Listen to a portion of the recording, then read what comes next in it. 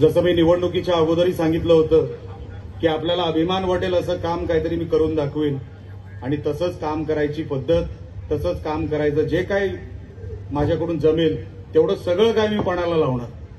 आपण असाच आशीर्वाद ठेवावा. आपण सगळे ज्येष्ठ, मला लहानपणापासून बघितलेली ही सगळी मंडळी, आपण जे काय माझ्याबद्दल बोलता, खरं तर माझ्याकडे शब्द नाही तुमच्या सगळ्यांचे आभार मानायसाठी. कारण का राणे साहेबांबरोबर इतके वर्ष मी तुम्हाला बघितलेलं आहे. मी लहानाचा मोठा तुमच्या समोर झालेलो आहे. माझी नेहमी माझ्या मनात एकच विचार असायचा, जेव्हा आपण वेगवेगळ्या पक्षात होतो, जेव्हा वेगवेगळ्या चर्चा व्हायच्या, पण माझ्या मनामध्ये एक दिवस मी ठरवलं होतं की कधीतरी असा दिवस येईल की परत हे सगळे व्यासपीठावर एकत्र येतील.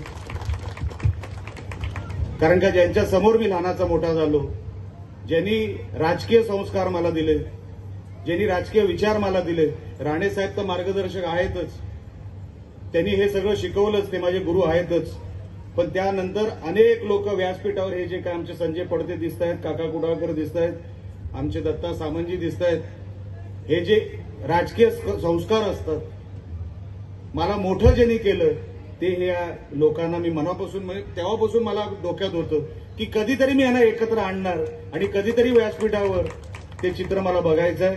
कारण का राणे साहेबांची लोक यांना मी नेहमी एका वेगळ्या आशेने बघायचो.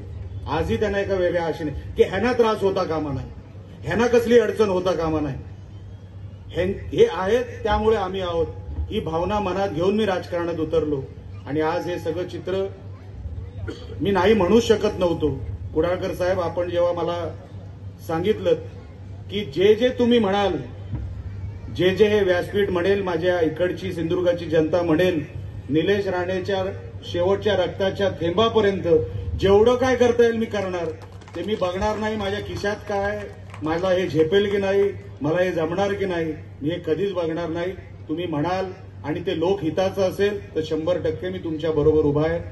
आपल्या परिसरातील बातम्या आमच्यापर्यंत पोहोचवण्यासाठी स्क्रीनवर दिलेल्या क्रमांकावर संपर्क साधू शकता. दूरध्वनी क्रमांक 8652414343.